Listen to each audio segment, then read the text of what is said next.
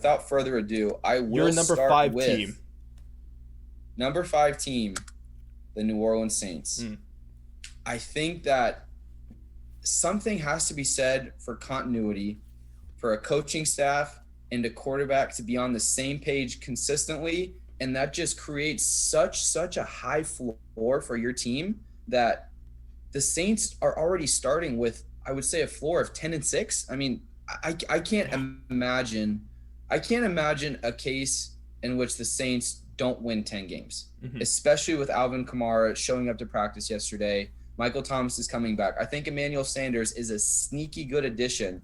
They do have young receivers, Traquan Smith.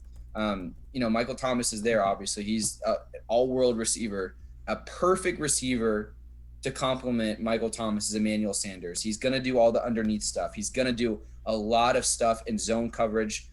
Drew Brees is the perfect quarterback for this system. Alvin Kamara is going to come back to his 81 catches, which he's done the last 2 previous years. If he's on the Latavius team. Murray. Okay, he was practicing yesterday. I have 100% faith he's going to be on the Saints. I agree. And I think that Sean Payton knows that he's an extremely talented running back. Exactly. And I think he knows that he needs him for this system, especially. He fits so well. Drew Brees is no spring chicken. There's a reason that the Saints don't have an over-the-top guy. No. There's a reason that they have guys that are shifty, quicker than fast, as Mike Mayock would like to say, and can get open underneath. And Sean Payton is a genius at creating matchup advantages. And Alvin Kamara is the epitome of a match-field disadvantage, or a backfield mismatch. And Drew Brees is going to be the guy to get him a ball. I really like that. I appreciate your point on Emmanuel Sanders being a sneaky good pickup, because that's something I've been trying to say this whole offseason. Emmanuel Sanders, when he was in Pittsburgh, he was good. When he was in Denver, he was a key to that offense and that Super Bowl winning team.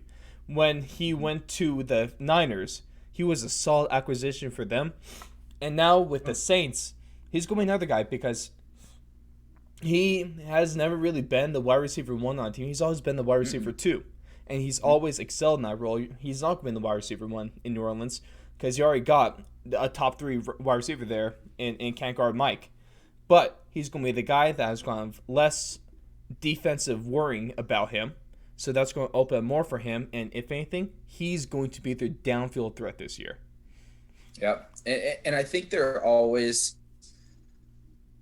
is an added bonus of you can never have too many adults in the room. And Emmanuel Sanders is an adult in the room. Mm-hmm. He is going to come in there. He's a professional. He knows how to get the job done. He's won a Super Bowl. He knows what it's like. He's won a Super Bowl. He's been through injuries. He's switched teams. You just saw that he got traded mid-season to a Super Bowl contending team and elevated that whole receiver room. Almost won another one. Deebo Samuel was not the type of receiver he was at the end of the year in the first 8 weeks. No. The time when Emmanuel Sanders went into that team and started to mentor Deebo Samuel is when you saw him take off. And I think Michael Thomas he is an incredible receiver already, but you can never have too many adults in the room, and Emmanuel Sanders is that. No. And now my number 5 is going to be a team that I enjoyed last year. They had a decent run in the playoffs. They ended the regular season on a bad note, losing their last 2. They could have been 13-3. They are in one of the toughest divisions in the league, but it's a team that I still have a lot of confidence in, and that is the Seattle Seahawks. I like their offense. I like how they're starting to rebuild that defense a little more. It's no longer the Legion Boom, has it been for the last couple years, but they're doing some good stuff on that defense.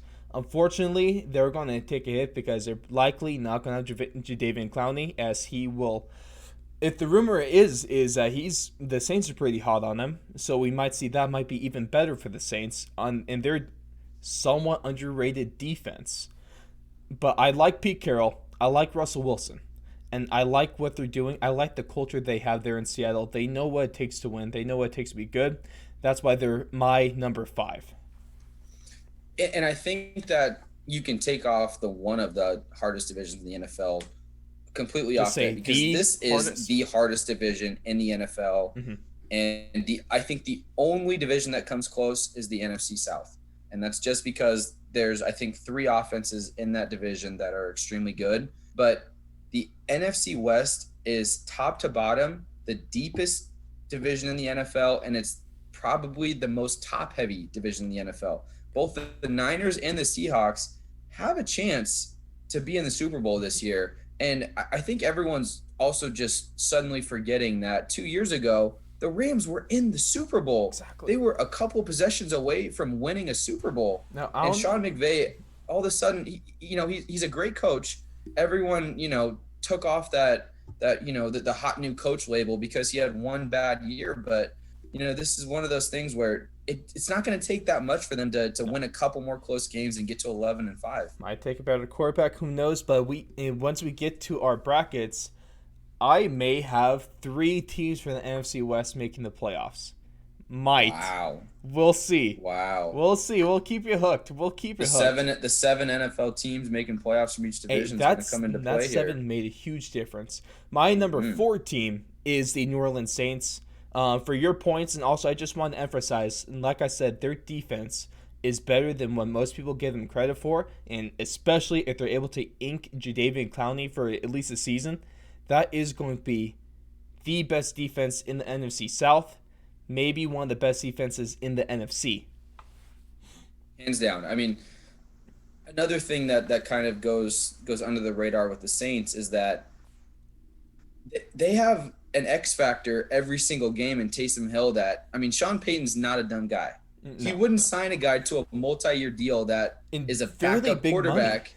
Yeah, fairly big money. And also, if anything happens to Drew Brees, you got a guy that led the league in touchdowns last year in Jameis Winston, or not led the league, but he was a 30-plus touchdown guy in passing yards. Led the league in passing interceptions, yards. But the eye surgery. Well, no, he got the eye surgery, so he's MVP now.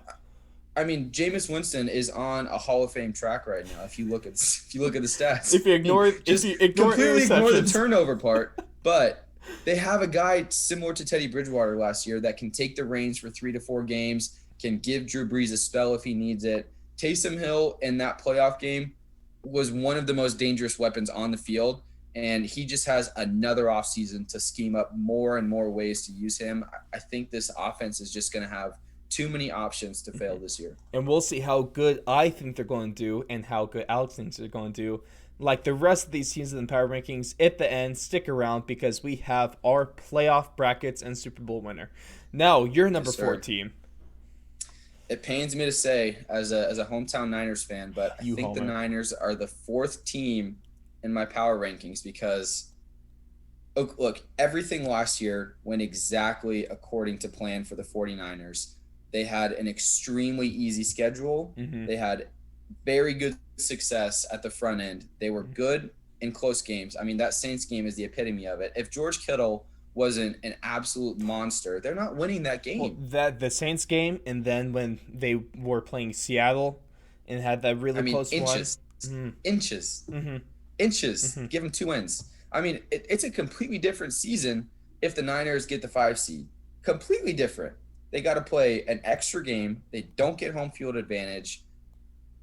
It's Jimmy G has to be on the field for one whole game, extra game. All right, let's just stop with the Jimmy G. He's still. I mean, here's the thing with Jimmy G. Okay. People don't give him credit for this. He's still not a very seasoned quarterback. He doesn't have that many. He's got under before he signed 40 games contract. Under his belt. Yeah, what 5 games? He had like 6 games in the NFL. 6. So he has a season in 6 games. Crazy. And here's what I like about the Niners is that I like the Shanahan. Scheme. That's you took the words right out of my mouth. Kyle Shanahan will not allow this offense to be bad. I'm a Broncos fan, so I have to show love for the Shanahans.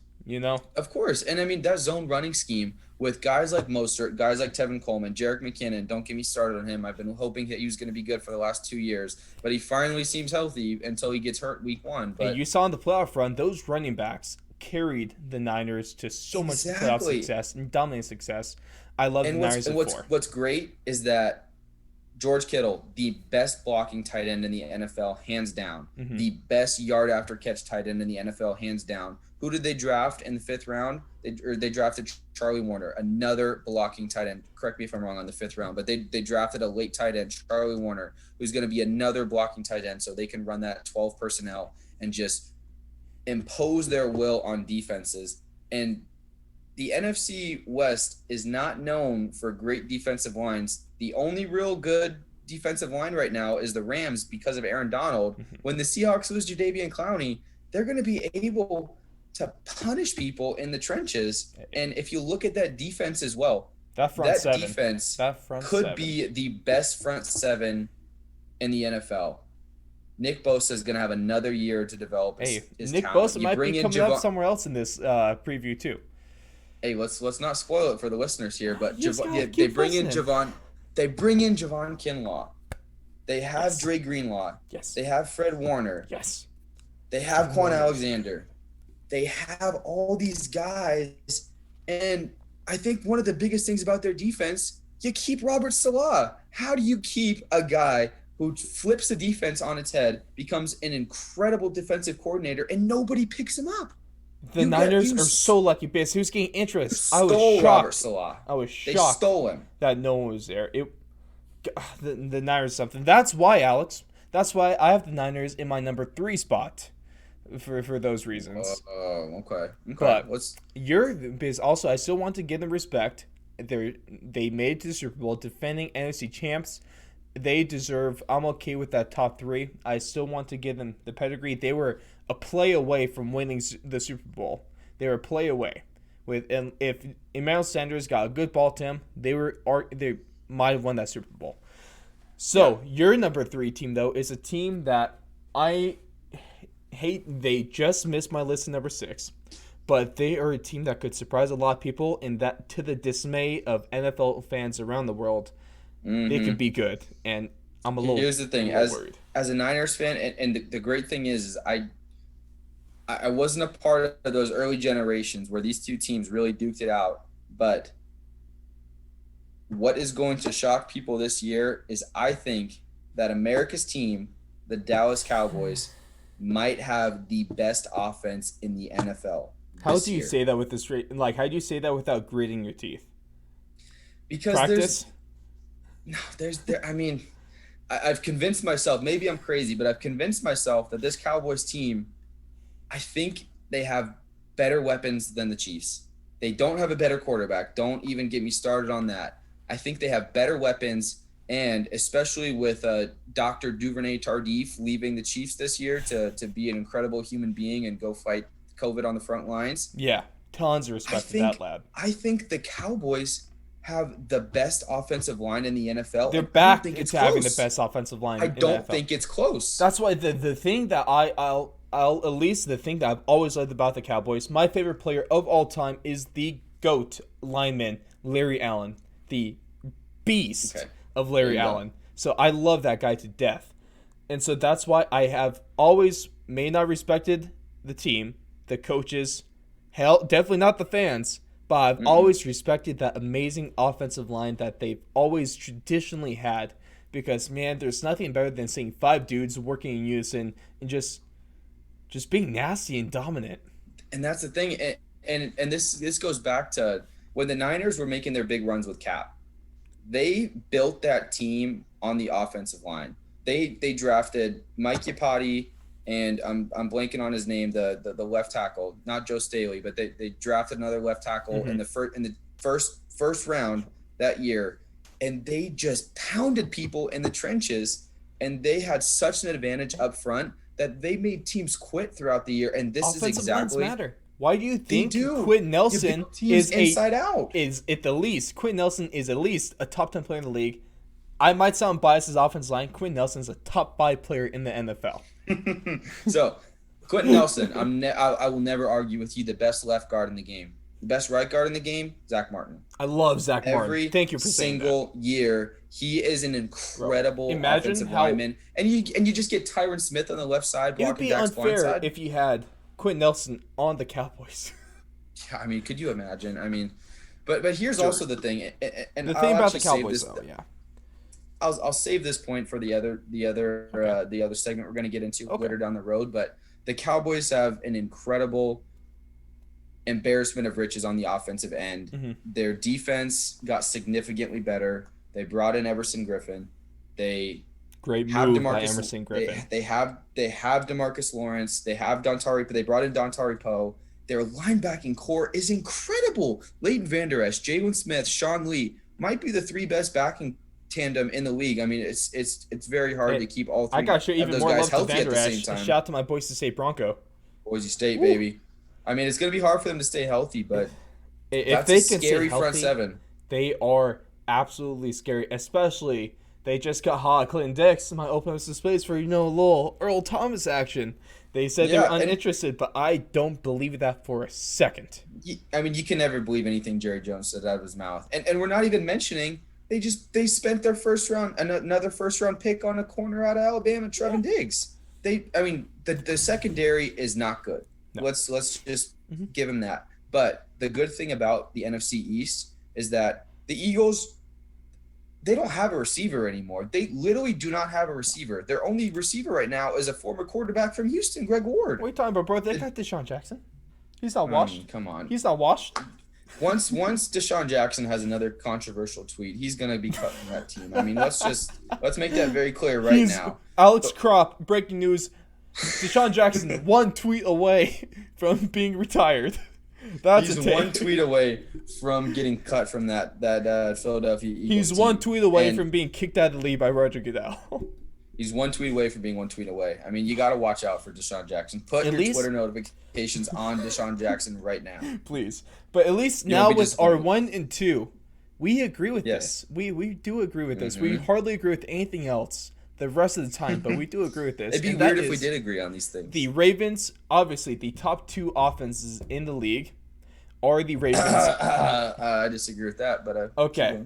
At least public perception-wise, okay, the top 2 offenses in the league and the top 2 leaders in the MVP race currently are the Chiefs and the Ravens, and that's why the Chiefs for both or the Ravens for both of us are number 2. Chiefs are number 1. Your defending Super Bowl champs are the best team going into the NFL season. Why do you still like the Ravens so much? I don't think we need to spend too much time on this because it's so obvious, right? It's right there. You have, Lamar Jackson last year. You would, if you showed me all the tape on Lamar Jackson, you wouldn't say he's a good passer. That's his weak spot right now, and we know that. He's just a playmaker. He led the league last year in touchdowns. Right. What from touchdowns. His first year, like the last games, especially the playoff game against the Chargers in like the wild card round, I believe. I was worried about, and even my Ravens fans, they were worried about him. But last year, oh my, he just lit the entire freaking league on fire and blew everyone away. Pop quiz for you, Mr. Ross Allen. Pop quiz. Oh, put me on the spot. There has been 8 duos in NFL history to run for 1,000 yards in the same season. Who was the last duo? Is it going to be Lamar Jackson? And your boy, what's the nickname for him? Big Truss. Big Truss. Thank you. Mark Ingram. 8 duos in the last in the history of the NFL run for 1,000 yards. And the Ravens also have one of my favorite offensive formations, the Heisman, or their offensive package, the Heisman with you got Lamar, you got Big Truss right there, and then you got RG3, who was wasted. Add him to the list. And we're not even mentioning the fact that they just drafted, I think, one of the most talented running backs in the draft this year, J.K. Dobbins. And we're not even talking about how great Andrews is a tight end there, which is why I drafted him in my league. Okay, let's go fancy. Okay. And that defense is still nice. John Harbaugh is still showing, especially with Coach of the Year last year, he's still showing why he went full in on Lamar Jackson in that offense. He changed his entire coaching style and scheme to Lamar Jackson, and oh boy, did it pay off. Maybe not in the playoffs, but at least in the regular season it did. And especially in a year with so much up in the air, with so much undecided right now, what do you need to be successful this year? Continuity, a coaching staff that knows what they're doing, and expectation of excellence, which is what John Harbaugh epitomizes. That's what you got there. And he is going – Yep. And we're not even talking about a guy that I think has Tyreek Hill-esque upside in Like, Hollywood Brown. Hollywood Brown was the Hollywood first Brown two is games, the first so 1 and 2 games last good. year. He takes the roof off of defenses. He is he's fast. If He's Lamar Jackson fast. learns how to throw a deep ball, they will not be stopped. It's over. But at least the quarterback that can throw the deep ball, he could throw a ball over the mountains over there, and Oh that my is your gosh. reigning league MVP. Oh, Patrick, $500 million, 10 years. Lamar. I think he's still undervalued. I think Sorry, or Patrick Mahomes. Patrick Mahomes. I think he's still undervalued. I mean, Still, if you could have sold him the Kansas City Chiefs organization and you wouldn't be paying him enough. what is He a is salary cap? The salary cap doesn't exist. There needs to be a clause in the new CBA to include for paying Patrick Mahomes whatever he wants. And did you see the ring he just got his new fiance? Oh That my. rock is bigger than Mount Everest, my That man. rock is as big as the rock. It- Yeah. oh, and then I'm not gonna lie, their Super Bowl rings, they were pretty nice. I have to admit, they were pretty Yeah, nice. they're clean. They were They're well clean. done. I mean, They were well it done. pains me to look at that memory and think that how close the Niners were to basking in that glory, but it was just a matter of time before You know what? Andy Reid At and least they had the Patrick close Mahomes. game. At least it wasn't like Super Bowl 48. Yeah, Mm. you're right. I mean, you're right. I would much rather be in a game rather than getting At least say, embarrassed oh, we by were the a Legion play of away Boom. from winning the Super Bowl, and not be like the Broncos say, we lost the We're a Super play Bowl away. on the first play. Yeah, we are a play away in the first 5 minutes of the first quarter. Hey, don't give them the But- first 5 minutes. Give them the first 5 seconds. Sweet damn. You're right. You're But right. I'm sorry. I'm trying to give you guys a little bit more credit. No, but- hell no. I'm over it, so I like to roast them. But the Chiefs, they still have one of the best offenses in the league. I really like their new running back, Clyde Edwards-Helaire. That's why I have him in my fantasy football league in one of them. The offense is still great. Offensive line, still pretty good.